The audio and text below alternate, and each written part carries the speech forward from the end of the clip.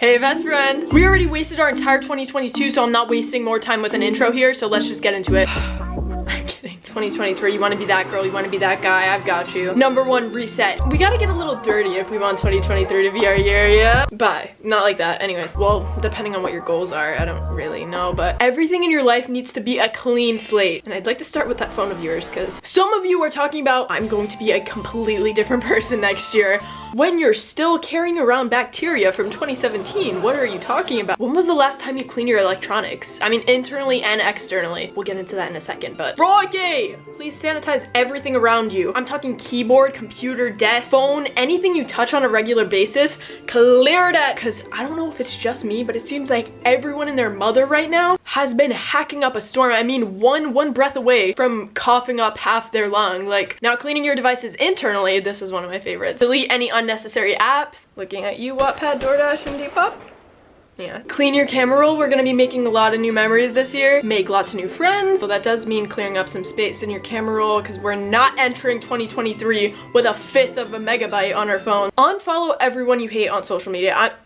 That was unnecessarily harsh. Unfollow the people that serve you no benefit. That's even worse. Unfollow the people that don't make you feel good. All right, now we're gonna do an activity. This is the dirty part. All right, strap yourselves in. You can either go into your trusted notes app, I know it's a dangerous place, or get a paper and write down everything you hate about yourself and your life. Sounds awesome, right? Love positivity, but trust me though, you have to be real with this, because you could either be real with yourself right now, or you can find yourself crying on your bedroom floor in the middle of 2023, realizing you let all your problems level up and literally destroy you when it could have been prevented with some self-reflection. But now you wasted half of the year falling into your old habits. 100% vulnerability and honesty with yourself is very important here, because if you can't be honest with yourself, how do you expect to have a successful 2022? Because until you can identify those problems and take care of them, you're literally letting these monsters enter 2023 with you. I can read some of mine if it makes you more comfortable. I hated how much I laid down this year. Again, just to be transparent, I'm always in bed because I'm always editing. Anyways, I hated how much I cared about other people's opinions this year. I hated that I completely trashed my body with garbage food that made me want to and probably only made me more sad because my mouth has not known the taste of a balanced, nutritious meal in years because I choose to snack instead of eat like a... I don't think I should read the rest of that. Okay, now hold on to Now hold on to this list and we're gonna revisit it later. Reorganize. So now that you have your clean slate, everything around you should be optimized for greatness. Down to your desk and the chair that you sit in. Don't expect to see a change if you don't make a change. Even if you have to change your entire bedroom to enter a better mindset, because you know, maybe that's what you need. Maybe your life feels like repetitive. Change up your room, change up your hair. Don't get bangs. Because some of you guys are like, oh my gosh, my life is so boring, yet you're doing nothing to make it exciting. Life is what you do with it, hello. Maybe you've been dealt a dog pile of cards in life. Freaking shuffle it up, You can change your hair, you can change your clothes, you can change your mind, that's just the way it goes, Just really organize the cluttered stuffed spaces in your room that you've been avoiding since the beginning of the school year, you disgusting freak. Sorry, I don't think you're a freak. Change your home screen, change your lock screen, install productivity apps. Reorganizing can even look like reorganizing your friends. And that does mean discarding some of them. Refocus. Okay, I've read so many goal setting books, articles, I've watched the videos, TED Talks, podcasts, interviews. Some of you guys will set goals for yourself and then they'll just sit there because they're not structured at all. This year, I want to get a better body. Yeah, no dip. Literally everybody in this world does. What do you do? What's your plan? First, I always set my annual theme. This needs like a drum roll. This year's theme is drum roll, please.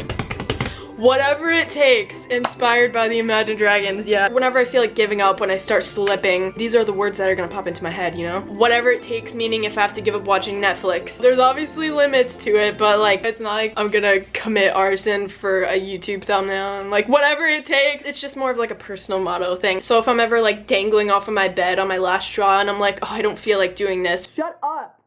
Whatever it takes, get the frick up. Sorry. I found that at the end of the day, I would be so unfulfilled and I'd be really mad at myself because I would trick myself into thinking that I was being productive. But in reality, if I did give my all that day, I wouldn't feel disappointed because I would go to bed knowing I did everything I possibly could without absolutely destroying my body. So like, hey, I really did whatever it took. Okay, second part of refocus is create your goals. There's a very specific way to do this. First, to get in the right headspace, please clean your freaking room. You know, feel clean, put on a nice playlist, get into your element while you do this, okay? When you're setting your goals, this is where I fell short every single year. I would find myself making all these crazy goals. I'm a big procrastinator, and I'm sure a lot of you guys are. So when I'm given like a super long timeline for something, like an assignment, I will literally wait until 10 p.m. when it's due at 12 a.m. that day to do it, and I always get it done. I don't freaking know how, but most people set their goals to be achieved throughout the span of 1 year, right? So what I've done is I've split up my goals into little parts, so I'm taking it by the quarters of the year. January to March, I have like very set numerical goals that are measurable. When you think about your ideal life of 2023, what comes to your mind? Where are you? Who are you with? What are you doing? Your attributes, what you look like, all of that comes into play with this. Think about your ideal life. What activities are you doing? Or what are you wearing? What's your job maybe? I don't know. Are you guys like 12?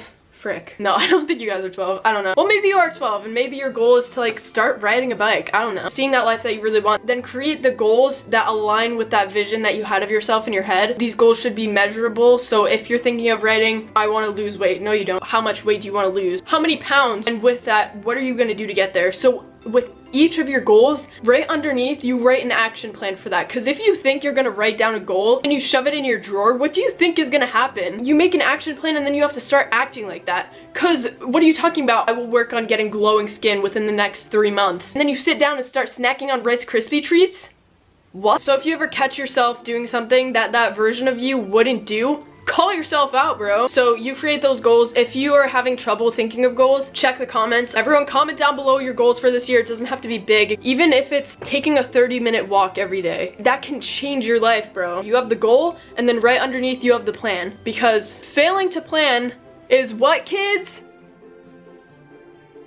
Planning to fail. Thank you, class. Thank you. Third, you go back to that list of yourself, all the things that you hate about yourself. There's a solution to all these things. If it is something in regards to your life, unfortunately, there are going to be situations that are out of your control, but you can still change your surroundings. You can change your own mindset. You can change how it makes you feel. So instead of worrying about this thing that's out of your control, start making plans for the things that are in your control. There's a solution to all your problems, so don't worry about it. And if there's genuinely no solution to your problems, don't worry about it. What the frick? Literally, all that matters is that you're doing your best every single day. This is a list of things that you're gonna need to sacrifice in order to obtain those goals that you made for yourself. So many people ask me for productivity tips, and then they get freaking mad at me when I tell them that you have to sacrifice your bad habits to get what you want. I literally became an outcast in order to have this life that I wanted, and I'm so happy. I sacrificed going out, watching Netflix, and people will be like, oh my gosh, stop isolating yourself, it's not healthy. Brother, neither is popcorn lung or the friends you hang out with. So you can either be a loser or an outcast, and an outcast that has the life that they want. That's it. Bye. Watch all my other videos.